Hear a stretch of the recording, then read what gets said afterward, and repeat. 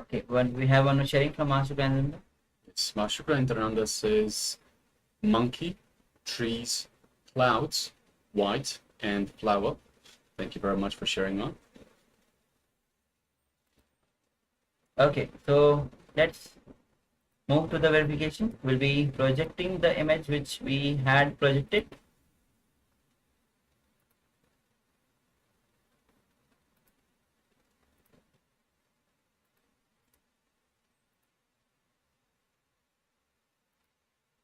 Yes, as you can see, it's a beautiful scenery. There's a house at the edge of a forest. There are mountains in the background.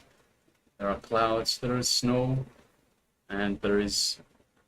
It's probably autumn time, so the grass is dry. You can see a white caravan in the background as well, next to the house as well. The house is orange, an orange roof, and it looks like it's made out of wood. A nice little fence around as well, and lots of green trees everywhere. Yes, so Master Nityananda says monkey, so we don't see any monkey in there. There are lots of trees, there are definitely clouds. There's a lot of white in the snow and the clouds. And there's lots of different colors there, so you might have interpreted the different colors as flowers. So yes, congratulations, well done. Okay, so we'll be moving to the second round of this power manifestation. So take a moment to cover your eyes again. Cover your eyes with the eye bands. We'll be entering into the second round of manifesting the powers of third eye.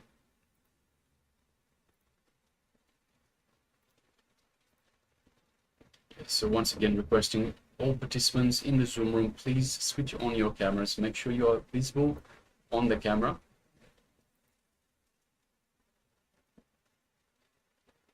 And take part in this power manifestation.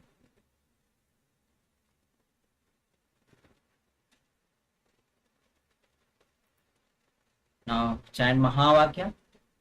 Om Nithyananda Paramashivam. Om Nithyananda Paramashivam. Om Nithyananda Paramashivam. Now, as you vibrate with the Mahavakya, let's manifest the power of third eye. The image is now being projected on your screen. Shivoham Om Nithyananda Paramashivam Om Nithyananda Paramashivam Om Nithyananda Paramashivam Om Nithyananda Paramashivam Om Nithyananda Paramashivam Om Nithyananda Paramashivam Om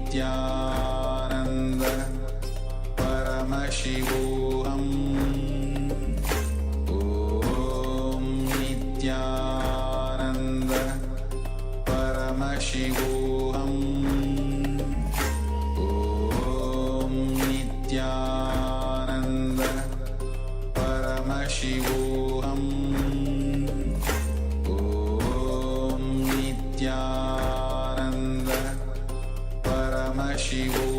Paramashivam Om Nithyananda Paramashivam Om Nithyananda Paramashivam Om Nithyananda Paramashivam Om Nithyananda Paramashivam Om Nithyananda Paramashivam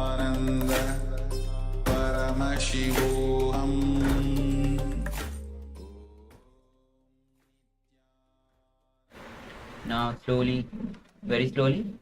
You can relax and open your eyes and take a moment to share what was revealed to you. Ma Jun Yong says camera got problem, can't open. Okay.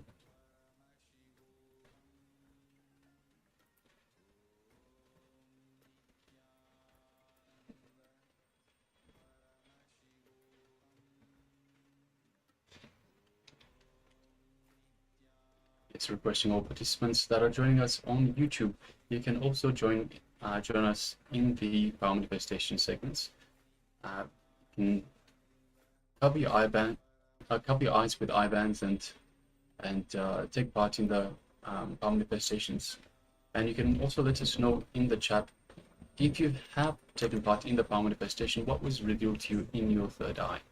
So, a reminder for all participants: the power manifestation is a measure of your oneness, your feeling connection to Swamiji, to the supreme pontiff of Hinduism. It is, in fact, Swamiji that manifests through us. So we don't actually do anything ourselves, we simply allow Swamiji to manifest through us. So it is through the feeling connection, through the oneness, space of oneness that we cultivate, that the powers manifest. And it is this cultivation that occurs only through practice, through more and more practice of the power manifestations. So Ma Shukra says orange color, hill, bird, Swamiji. Okay, thank you for sharing. And what about Ma Lishka, Jionjing, Junyong, Wei Hinmin, and all the participants on YouTube? Please share the revelations.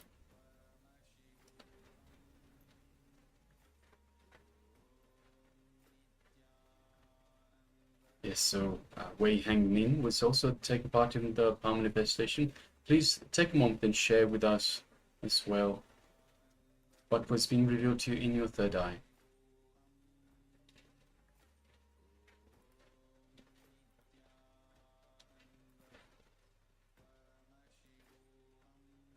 Okay, so let's move on for the verification. We'll be projecting the image now.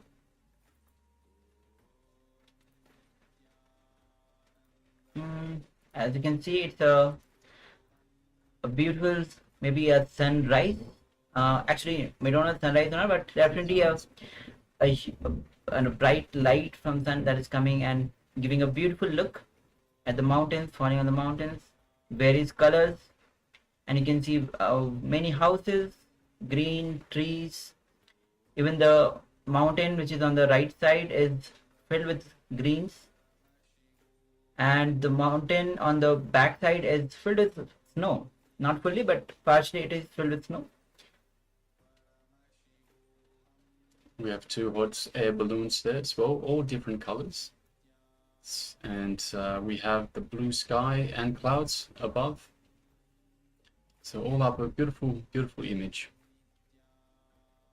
Yes, so orange color, definitely orange color. Hill, it's filled with hills. It's mountain range itself. Bird, we don't see a bird, but definitely we have the air balloons which are flying. And Swamiji. Yes. Thank you for sharing, ma. Yes, Swamiji is with us always. Yes. Thank you for sharing, ma. Thank you, ma'am. Okay. So now we'll be entering into today's session, Paramasham Level 1, Day 17. And today we'll be having Chandesha Anugrah Murti Darshan, Bhav Samadhi Darshan.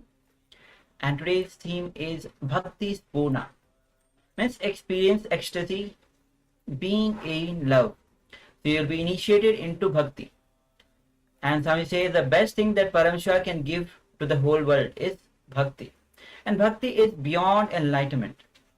With Bhakti, anything you have or you does not have, it doesn't matter. And without Bhakti, anything you have or not, that also doesn't matter. So such is the power of Bhakti. And We know from the many in the previous examples, like in the how the masters happened. People, especially the masters who are filled with bhakti, they just drive the people with bhakti, and they just reach the space of the ultimate ecstasy. All right, so let's give you an opening, a introduction into bhakti. First, let's imagine that you are in a scorching desert. It's a very hot, scorching desert. In the distance, you see an oasis, cool water shimmering invitingly. You run towards it, desperate for relief, only to find nothing. It was just a mirage. This is the essence of Margashirsha Nyaya, the pursuit of illusions that seem promising but ultimately lack any substance. Applying this to our spiritual lives, how often do we chase after worldly pleasures or identities, thinking they'll bring us lasting happiness? But just like that mirage, they leave us unfulfilled. This is where bhakti comes in, devotion. Bhakti teaches us to redirect our love and longing towards the divine. It's about recognizing that we all have an incredible capacity for love within us. The question is, where do we focus it?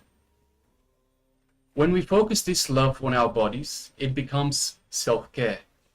When directed towards our personal identity, it transforms into ego. But the real magic happens when we channel this love towards the divine consciousness. This is the source of true inspiration and excitement. In this state of bhakti, something remarkable occurs. Our suffering begins to diminish. Why? Because we're aligning our love with our purest inner self, what some might call God. But how do we make this transition? Through initiation. This isn't just a ceremony, it's about internalizing spiritual teachings that free our souls from worldly struggles. It's like waking up to our original, unconditioned consciousness. Now the journey doesn't end here. There are stages to this spiritual learning. First is Shravana. Means this is where we learn and receive our initial learning, knowledge, teachings. Manana. In Manana, we remember and apply what we have learned. As we see, Shravana, when we receive the powerful cognitions during the sessions through by Swamiji, as Swamiji reveals. Manana, when we internalize through internalization exercise, we look into ourselves, we dig deep into ourselves, and we apply the powerful cognitions that we learned. And finally, living along with the master, soaked in the wisdom, means having the presence of the master in our life. That is, and when you apply the powerful cognitions through power manifestation, you actually live with the wisdom that Swamiji is giving, and the presence, and always remember that the presence of Swamiji is always there. So what is the ultimate goal? The state of enlightenment where our heart fully awakens to the supreme love. It is unity with the divine that transcends all suffering.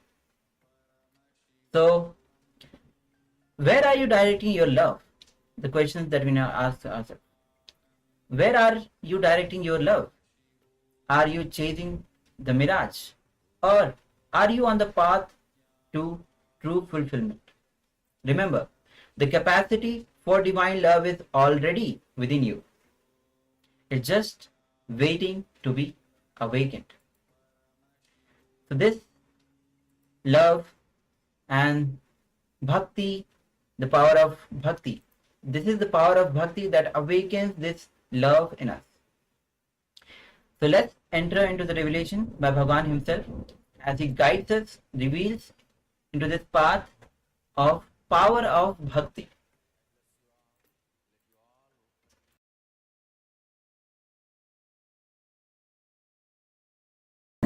In Bhagavad Gita, 6th chapter, Dhyana Yoga, 7th verse.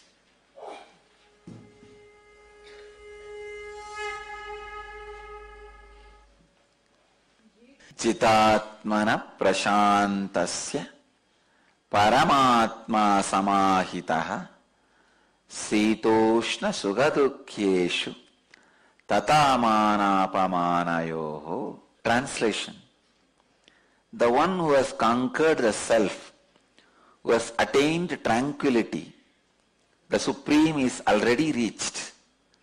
Such a person remains in this state in happiness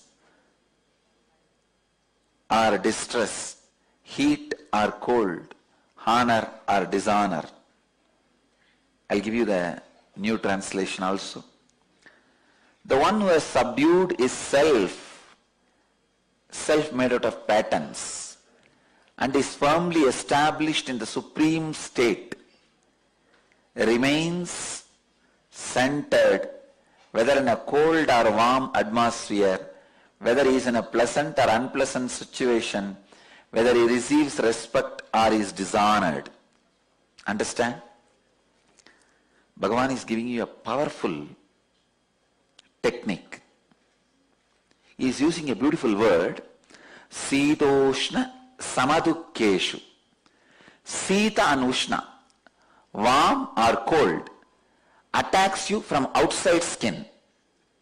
Sugha or Dukka attacks you from inside skin. Understand? When you are feeling warm or cold, just sit and see what is happening outside your skin all over the body. Without branding, just see what is going on, how I feel. Don't name it as a cold or warm, pain or suffering. Just look. Something is going on. Let me see what happens, how that feeling touches my skin. After that, how the skin is processing that information, and how I am getting agitated or irritated for no reason, how I am responding to it. Why should I get agitated or irritated? Let's see how the nature responds to it. Sit with deep passions. In one day, you will master cold. Cold will not affect you anymore. Same way heat. Do Panchatapas. Make a fire circle. It is very easy. Your height should be the diameter of the circle. That is the law. Your height is the diameter of the circle. Make the fire circle and sit. You will slowly start feeling the heat, and it will increase within half an hour. Then just see what is going on in your skin. In 2 days you will master warm. Both will not be painful. Then come to the next level of experiment. When you are feeling unpleasant, just see. Unpleasantness is nothing but cold or warm which is working from inside the skin. If you look near the chest area, it will start. From inside the skin is being attacked. Warm and cold, heat and cold attacks you from outside skin. Pleasantness or unpleasantness attacks you from inside the skin. Sit with that. You don't need to find the situation. Already you have enough unpleasantness. Just sit with that unpleasantness. How it is attacking you from inside skin. What exactly you are feeling. Without labeling, just see. In 2 days, you will realize there is no such thing as unpleasantness other than your own decision to be in unpleasantness. Same way pleasantness. When you are in joy, happy, just sit and watch. What is this?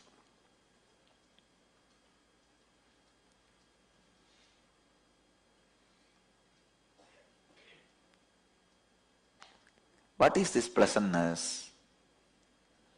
Why it feels so expanded inside. Feel from your skin, inside the skin. You will master that state also. So pleasant or unpleasant attacks you from inside the skin. Heat or cold attacks you from outside skin. But both heat or cold, pleasant or unpleasantness, all four has no life independently from your will. Understanding this is being centered on the supreme state. Please understand, your will gets contaminated when it connects itself with these four. Fortunately, these four has no independent existence. If your will does not support it, man who has realized it by experimenting with it is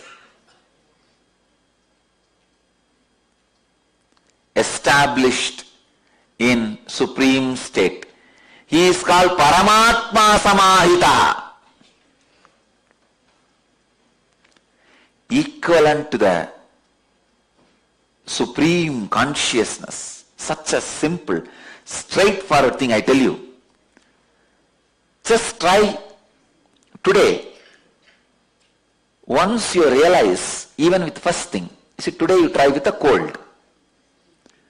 The moment you realize the cold is not giving you any more suffering, you will have confidence to work with heat. Then work with heat.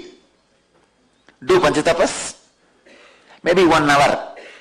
1 hour is more than enough. 2 days. If it is not happening in 2 sessions, just do 2-3 days, that's all. You will have confidence now. Wow, we won the second game. Then go for the third. Sit with unpleasantness. Don't change the sequence. Cold is to grass, easy. Once you win there, you will have confidence to do next. Little subtle, the heat. Then you will have confidence next with the unpleasantness. Then you will have confidence to do with the pleasantness. Once you master that all these four does not have an independent life over you other than your will's support. See, when you sit and start analyzing, you will understand.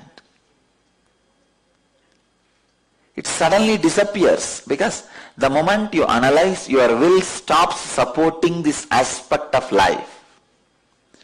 You support the cold and cold related diseases in confusion. You support heat and heat related diseases in confusion.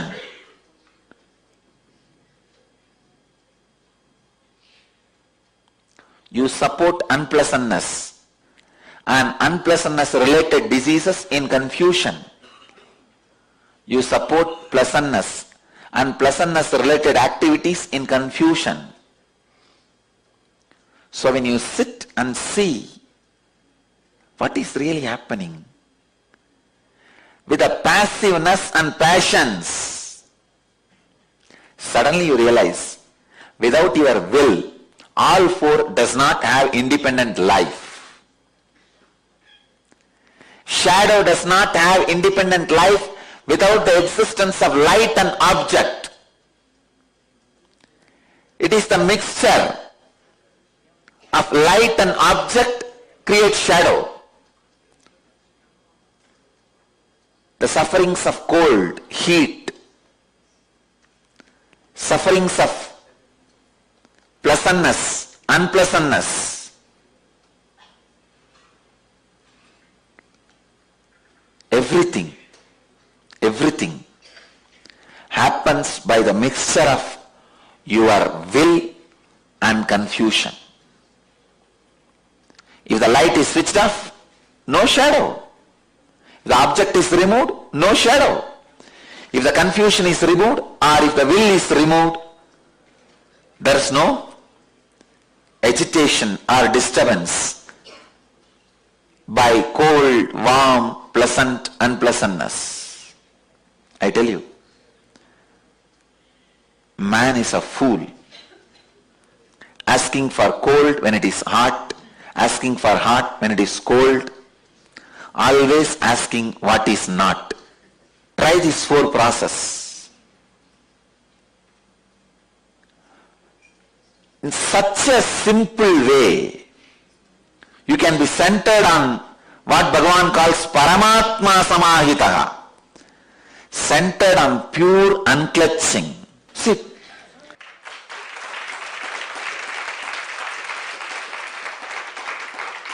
we are responsible for making Krishna alive. Come on, 4 days. Only 2 hours a day. Come in the evening. Learn this and go. And there is no risk in this. If you sit with a heater or a air condition, even the risk of Panchatapas is not there. I told Panchatapas because that is the way I was brought up. You guys don't even need to bother about the Panchatapas. Fire. Even in fire you may say, no, there is a risk. What risk is there anyhow? These fellows, everything is a risk. If your time is not right, even by drinking milk you will die. If your time is right, even the poison, if you drink, you will vomit it. Even your attempt to commit suicide, you will not be able to be successful. Anyhow, with a heater or cold, AC, you can control the heat or cold. What is the risk? Unpleasantness and unpleasantness. Try.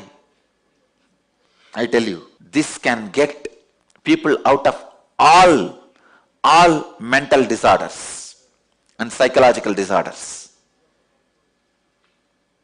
I have done this. That is why I am telling you. I have done this during my tapas time, my tapas period. I'll go and sit in the hill during the daytime in the sun, just with one towel, the hip, work on that heat. How the heat does not touch me. Then in the night I'll sit in the hill itself. It will be really cold. And see how the cold does not work on the system. Then I'll fight with Raghupati Yogi. That is the only thing which will be unpleasant for me.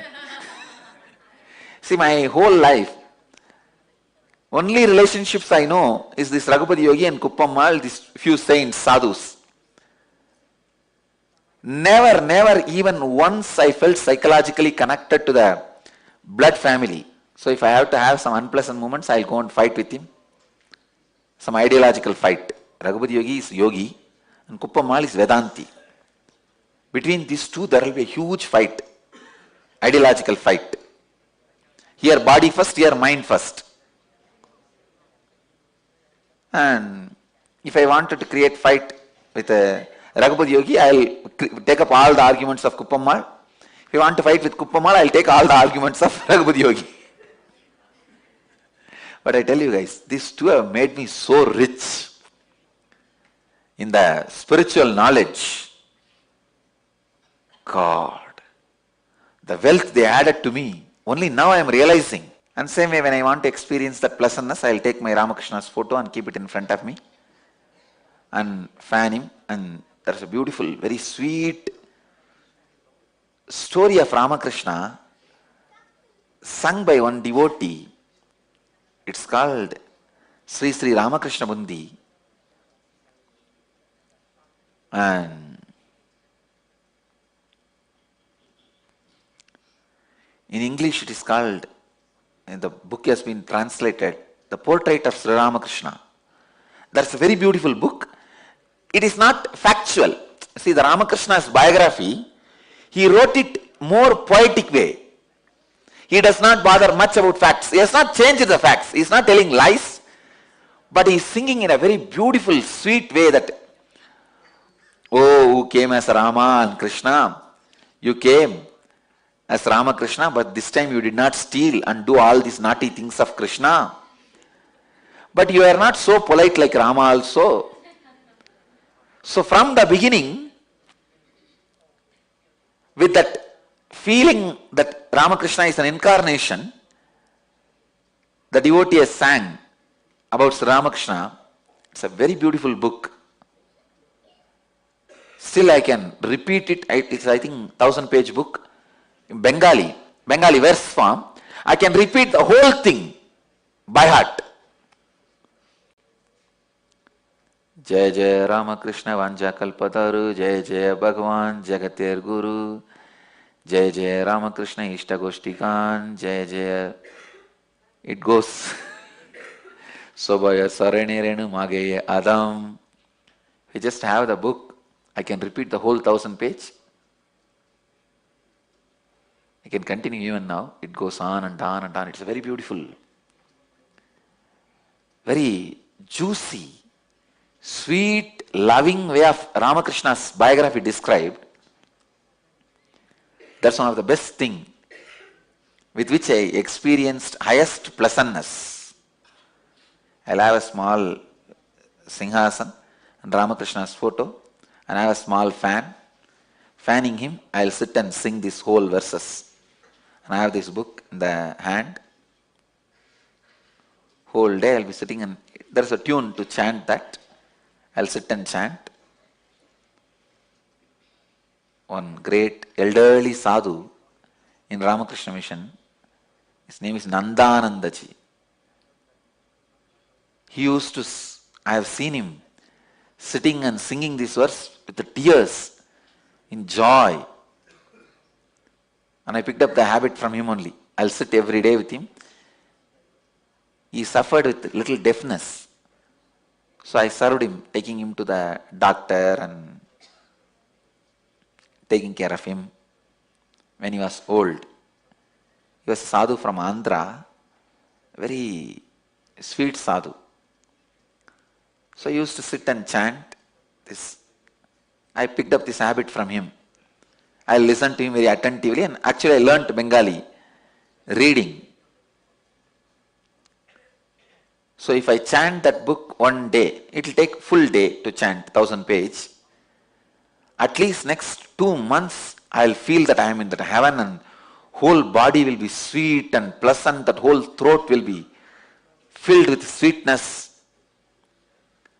Because it is the whole, his whole biography is chanted, the created, sung with so much of love, without being much bothered about the facts. It's a Purana of Sri Ramakrishna. So this Sadhu Nandananda Swami, he was about to die. As a tradition, when you are about to die, you have to give your whole, whatever you have, to the person who served you. It's a tradition. So this Sadhu suddenly said, I am going to die tomorrow. Guru Maharaj has appeared. What will I give you? I said, you don't need to give me anything. You are a sadhu, that's enough. You bless me. Then he said, I accumulated one thing in my life. The biggest wealth I accumulated is, whenever I read this Sri Sri Ramakrishna Bundi, I go to Samadhi, an ecstasy. I give you this Bhava Samadhi as my gift. He gave me. And I tell you, after that, whenever I read that book,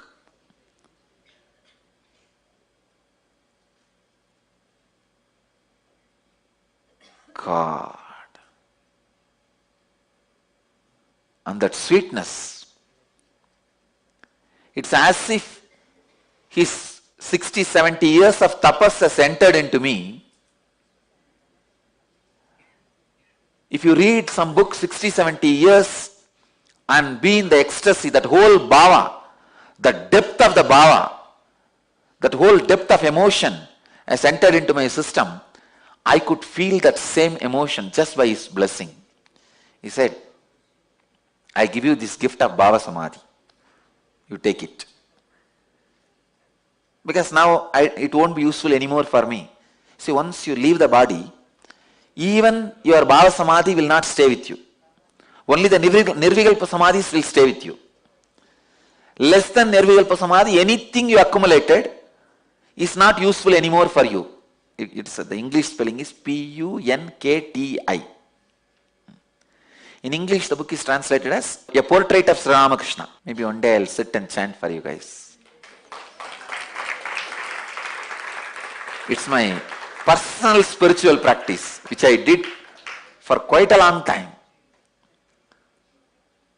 Some of my personal spiritual practice I never shared with you guys. This Ramakrishna Bunti. And same way, Chandi. Chandi is the Devi Mahatmyam. I'm a great Satta. So I'll sit and chant Chandi. Devi Mahatmyam is 700 sloka. And Lalita Sahasranama and Trisadi. There are some 6-7 books related to Chandi. Devi Upanishad and all that put together. That will take one day, full one day if you chant. That I will chant with this bell.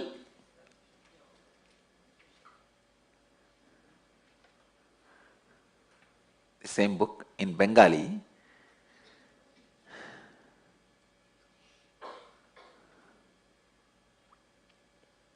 These all used to be my entertainment.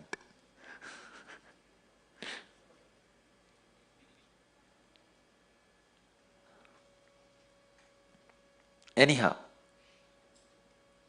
whether it's a heat or cold, pleasantness or unpleasantness, work with it. I tell you, even this pleasantness is not ultimate. Understand that. What I received from that Swami Nandanandji is not ultimate. He himself can't take it when he is dying. That is why he gave it to me. Only unclutching, Nirvikalpa Samadhi will come with you eternally. But unfortunately, when you are training yourself, when you are practicing, you can't be all the time in Nirvikalpa Samadhi, unclutching. So all this Bhava Samadhi helps you to raise yourself to that level. Be in Nirvikalpa Samadhi or be in Bhava Samadhi with a person who is in Nirvikalpa Samadhi. That's all. Be unclutched or be clutched to a person who is in unclutching state. That's all. Being unclutched is Nirvikalpa Samadhi. If you are clutched to a person, being who is unclutched is Bhava Samadhi. In the beginning, Bhava Samadhi helps. Now I can remember all the verses. It's coming up. Yes, the same book. Sri Ramakrishna Munti. You guys can see this exact book. Just see whether if it is in Bengali, download. I'll read. If you have interest and intensity, you will find time for everything. Try all these 4. First, I wanted all our center heads, you guys try. Of course, I'm not telling devotees not to try. If all of you try, mainly the center heads, when you try, you will have the confidence and make a beautiful program and start teaching. Everyone can start doing this. For these things, you don't need very organized setup. Start reaching out even in these small ways. Helping people. I really wanted this kind, hundreds of samyamas should be developed and made available from our campus. It should become a pilgrimage center for the people who want to study mysticism.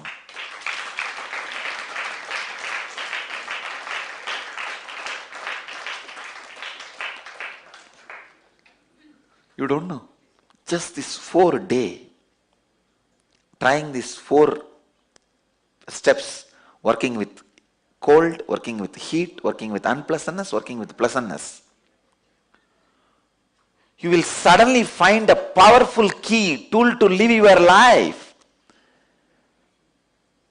Crossing thousands of disturbances. Human beings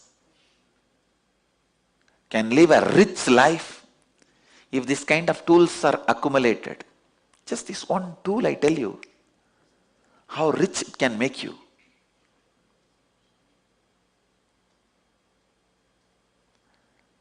Richness is always depending on the zeros. It is not always based on the zeros. It is based on your ability to face life.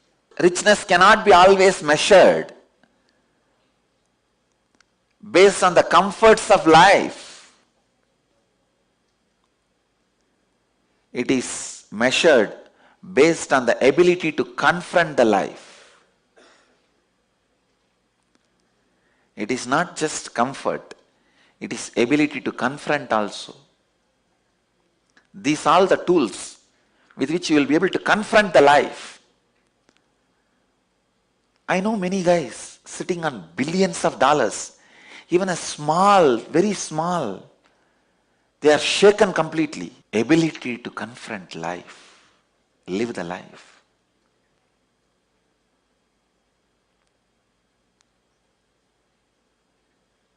I tell you guys,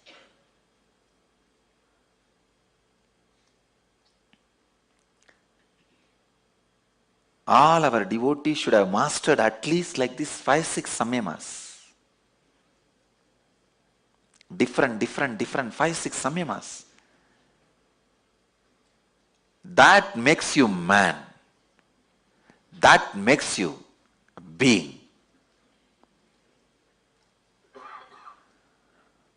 Mastering at least few samyamas gives you the courage to live, confidence to live.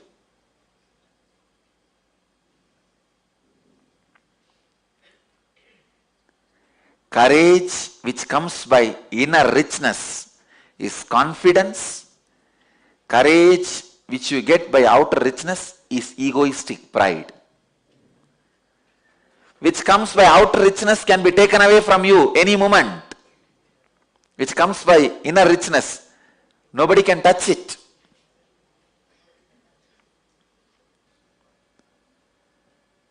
One of the main reasons for my success, standing throughout these scandals and rumors, is this samyama. This samyama, which I did from the young age, working with the heat and cold and unpleasantness and pleasantness. I tell you, heat and cold hits you from outside the skin, pleasantness and unpleasantness hits you from the inside the skin. But all four of them do not have life without your will supporting them. Is the essence. The one who has subdued his self, self made of tough patterns, and is firmly established in the supreme state, remains composed, whether in a cold or a warm atmosphere, whether he is in pain, pleasant or unpleasant situation, whether he receives respect or dishonor. Tata manopamanayoho. See, when you master the Sita, Ushna, Sukha, Dukkha, the mana, apamana does not touch you. You master it. I tell you, not for pride, I am the living example that mana, apamana did not touch me. Otherwise, one side, millions put flower garlands and worship. The other side, rowdies put chapel garlands and burn the effigies.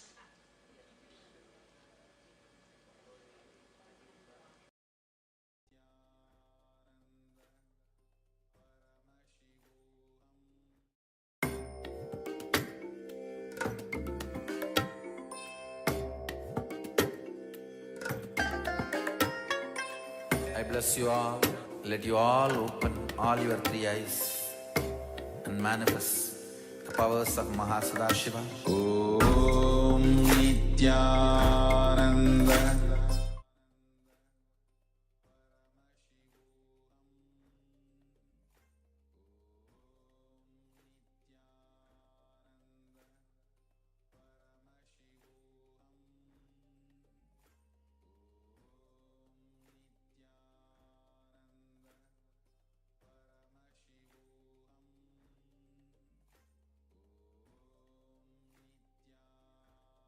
Okay, sorry for the technical glitch. Okay, so Swamiji was talking about the samyama which he himself practiced in his life, especially the heat and cold. How he will sit on the in the day on the hill and practice the samyama on heat, and in the night he will sit again and practice samyama on cold.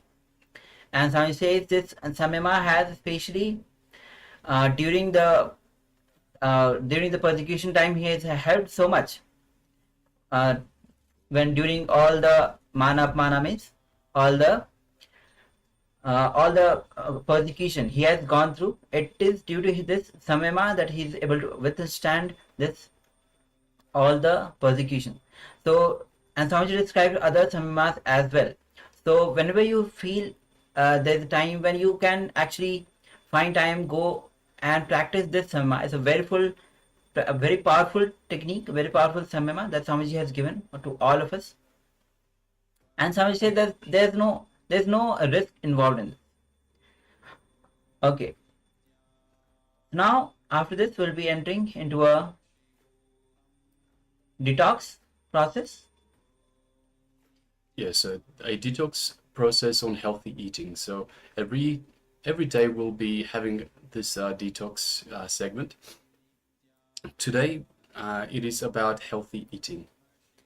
So we have from the Susruta Samhita, 64th chapter, 85th shloka. Yes, and the verse goes as Shayam praptah manushyanam asanam shruti shoditam nanantara bhojanam kuryat agnihotra samo vidihi. The translation of this verse goes as human beings should eat only in the morning and in the evening, as per the Vedic injunction. Food should not be eaten in between these two meal times. This is a rule equal to the rule of Agnihotra Vidhi. Not to eat after sunset and not to eat before sunset. This is before the sunrise. Yes. So again, not to eat after sunset and not to eat before sunrise. So this is the beautiful Sastra Pramana from Sushruta Samhita. Sushruta is one of the Vedic rishi that he has worked a lot on, especially on the medicine, diet and Ayurveda as well. Yes, so how to manage false hunger. Every night when you fall asleep, keep a wet towel or a bag filled with ice cube on your stomach. So once again, how to manage false hunger. So when you feel hunger outside of these times, so every night when you fall asleep, keep a wet towel or a bag filled with ice cubes on your stomach.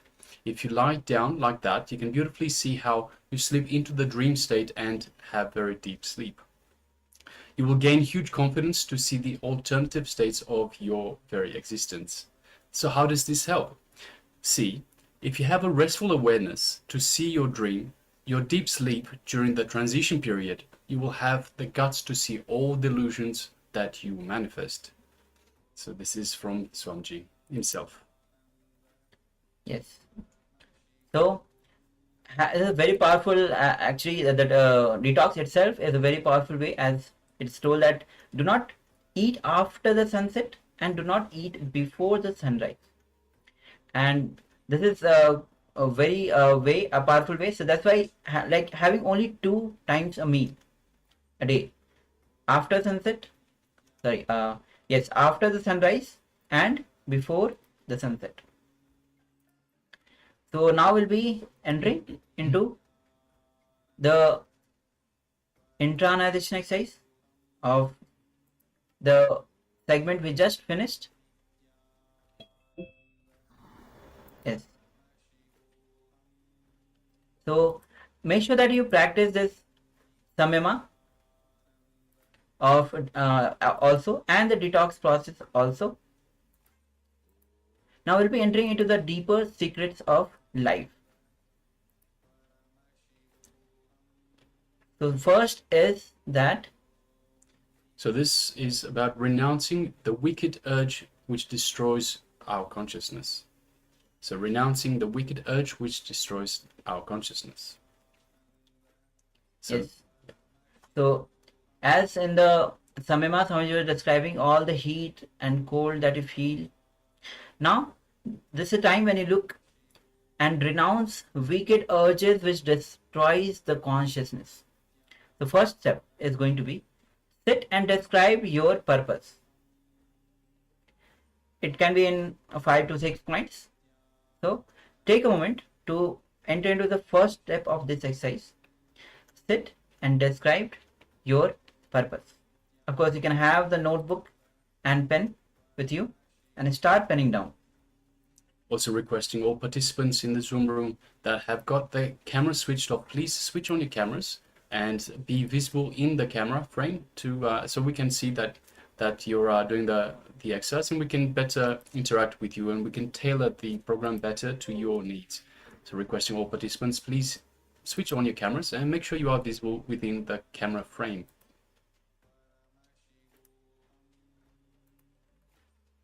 Okay, so please switch on your cameras, and then we'll enter into the first step. Actually, you can start penning down now itself all the first step. What is the purpose, or describe your purpose in a few points.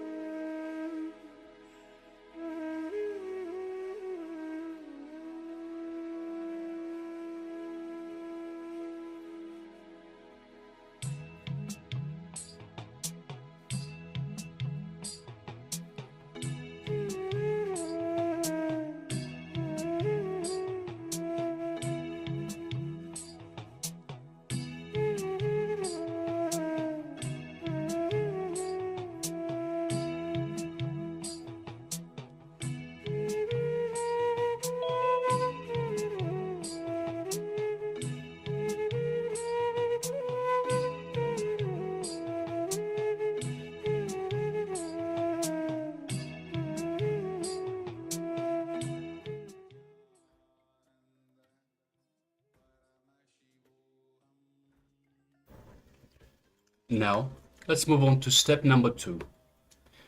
Not assuming responsibility. Not taking up the role you need to play in life. Being just afraid of life stops you from your purpose. So identify these hypocrisies. So hypocrisies where you are not assuming responsibility and not taking up the role you need to play in the life to attain your purpose. Being just afraid of life that stops you from your very purpose. So identify the hypocrisies, these hypocrisies. Just take a few more minutes.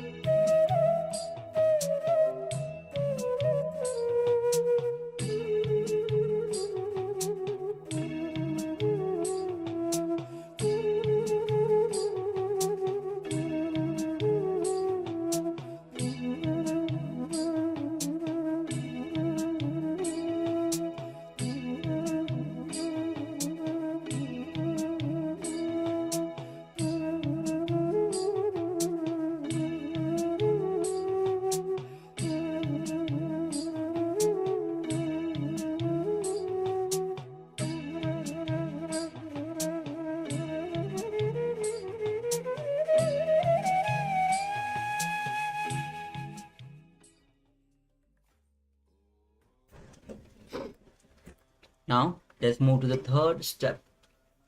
Renouncing means understanding and executing by realizing certain objects or actions or thought pattern is not conducive for the fulfillment of the mission you have taken. For the sake of your larger vision, mission, and responsibility, giving up your whims and fancies and loose way of thinking and acting is renunciation. Renunciation.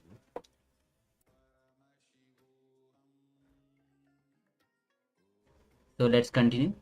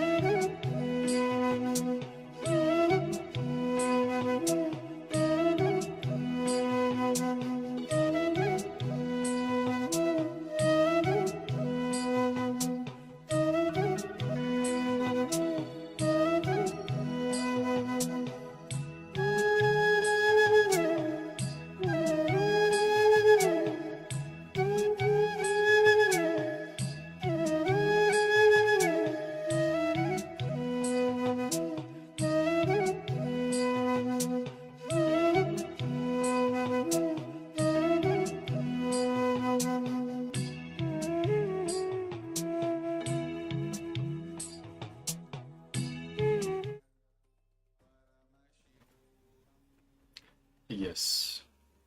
So that was a internalization exercise to renounce the wicked urge. It's a wicked urge which destroys the consciousness. So all the whims, fancies, all the loose way of thinking and acting. So renouncing all of these to keep you on the path to your purpose, to fulfill your mission, fulfill your purpose. Next, we'll be moving into another round of power manifestation. So once again, requesting participants to gather their I-bands. Also requesting participants that have their cameras switched off, please switch on your cameras and be available in the camera frame. And please make sure you participate in this power manifestation rounds as well. So requesting, we have Wei Hang Ning, we have Ma Lichika, we have Guo Jing, we have Ma Alice, Ma Suganyana, Ma Amrita Vandini, and Ma Kaylee Wang. So requesting all participants in the Zoom room, please switch on your cameras and be available within the camera frame. And let's take part in this power manifestation. We'll be manifesting the power of the third eye once again.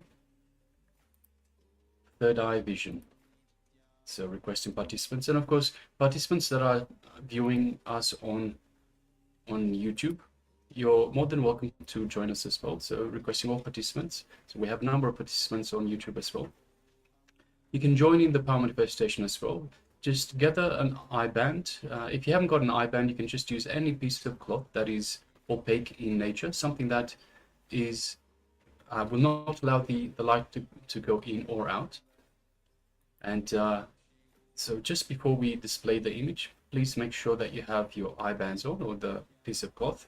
And you can take part in this power manifestation round as well.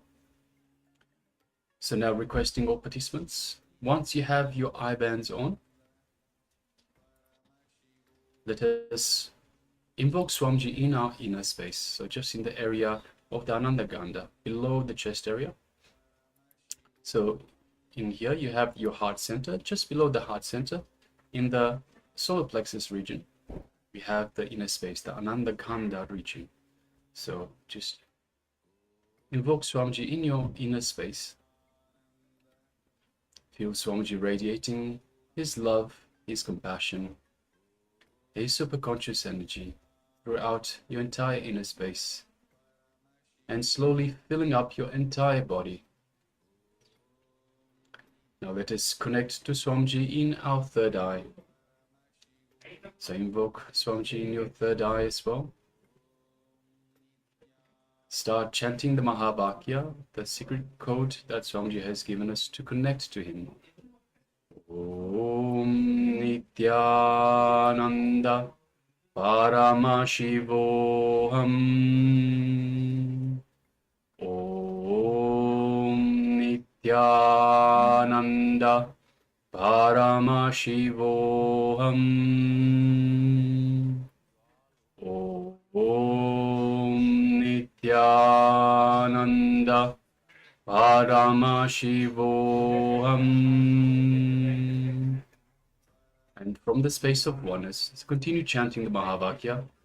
And from the space of oneness with Swamiji, let us manifest this power. Visualize the image that is being displayed for you now.